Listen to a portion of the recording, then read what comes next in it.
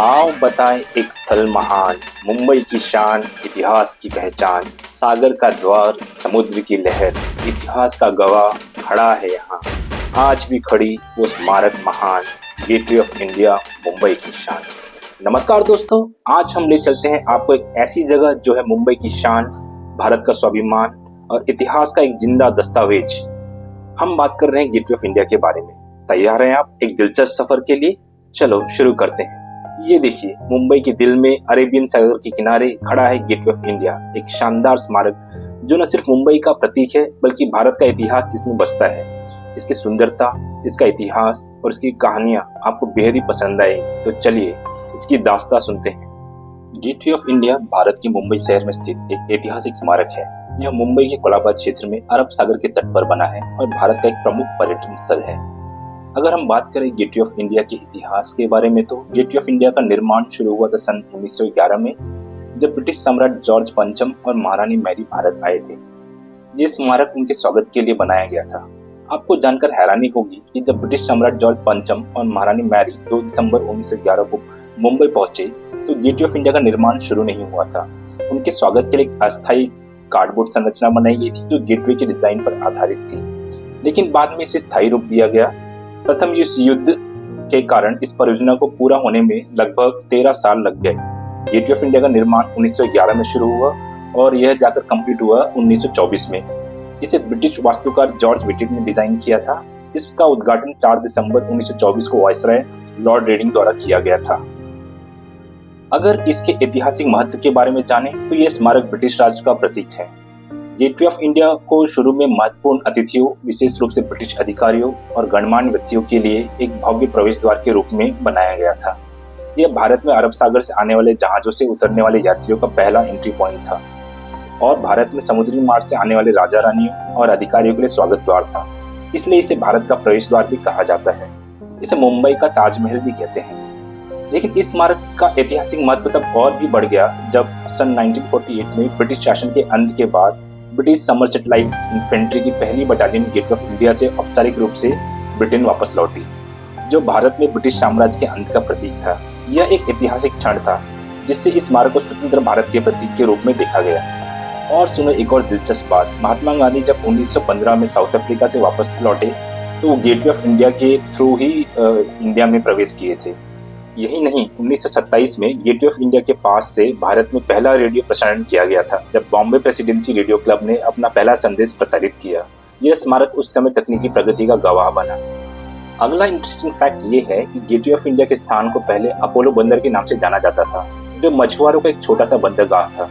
यह नाम ग्रीक देवता अपोलो से प्रेरित नहीं था, बल्कि स्थानीय मराठी शब्द पलवा से लिया गया था, जिसका अर्थ होता है छोटी नाव।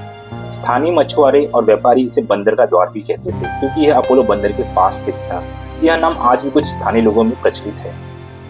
सेकेंड वर्ल्ड वॉर के दौरान गेटवे ऑफ इंडिया के आसपास का क्षेत्र ब्रिटिश नौसेना के लिए एक अस्थायी स्टेजिंग पॉइंट के रूप में इस्तेमाल किया गया था।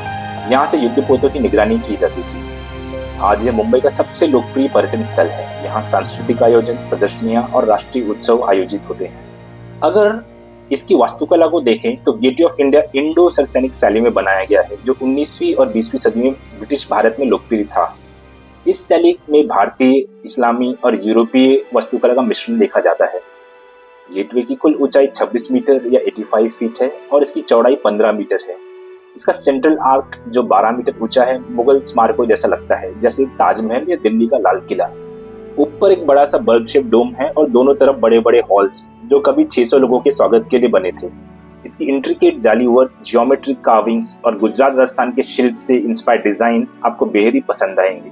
ये पूरा स्मारक बेसॉल्ट और येलो खुरान पत्थरों से बना है जो सूर्यास्त के समय सुनहरी चमक देते हैं, बिल्कुल जैसे कोई फिल्म का सेट हो। और रात में एलईडी लाइट्स की सुंदरता इसमें 4 चांद लगा देती है। स्मारक के सामने समुद्र की ओर जाने वाली सीढ़ियां हैं जो कभी नावों और छोटे जहाजों के लिए उपयोग होती थी। इसका डिजाइन पुर्तगाल के बेलम टावर और पेरिस के आर्क डी ट्रायम्फ से प्रभावित माना जाता है।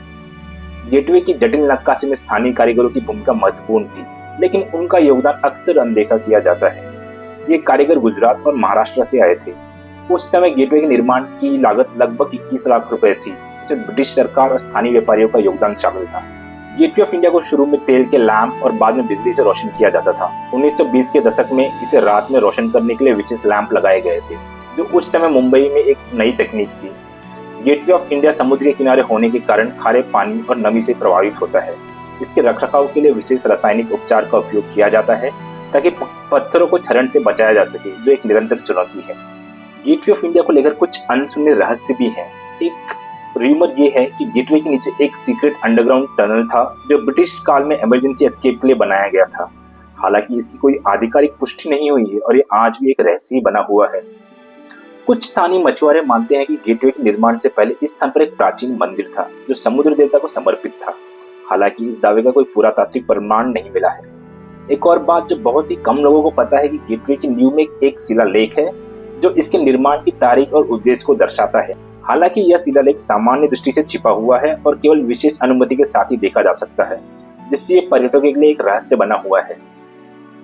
आज गेटवे ऑफ इंडिया मुंबई का सबसे बड़ा टूरिस्ट हॉटस्पॉट है। यहाँ रोज हजारों लोग आते हैं, कोई सेल्फी के लिए, कोई समुद्र के नज़ारे के लिए और कोई इसके इतिहास को जानने के लिए। ये ताजमहल और इंडिया गेट के बाद भारत के सबसे अधिक देखे जाने वाले स्मारकों में से एक है। गेटवे ऑफ इंडिया 24 घंटे खुला रहता है। यहाँ प्रवेश निःशुल्क है। यहाँ से आप मुंबई के फेमस टूरिस्ट स्पॉट्स जैसे एलिफेंटा केव्स या अलीबाग के लिए फेरी भी पकड़ सकते हैं। ये सिर्फ एक स्मारक नहीं बल्कि मुंबई की रूह है। यहाँ फेस्टिवल्स, कल्चरल इवेंट्स और नेशनल सेलिब्रेशंस होते हैं। और हाँ, बॉलीवुड फैंस के लिए ये जगह भूल भुलैया, नमस्ते लंदन और स्लमडॉग मिलियनेयर जैसी फिल्मों में भी दिखाई गई है। और यहाँ का स्ट्रीट फूड भी काफी फेमस है। यहाँ का वड़ा पाव, भेलपुरी और चना जोर गरम का स्वाद आपको जिंदगी भर याद रहेगा। 2003 और 2008 के आतंकी हमलों के बाद गेटवे ऑफ इंडिया को उच्च सुरक्षा क्षेत्र घोषित किया गया है।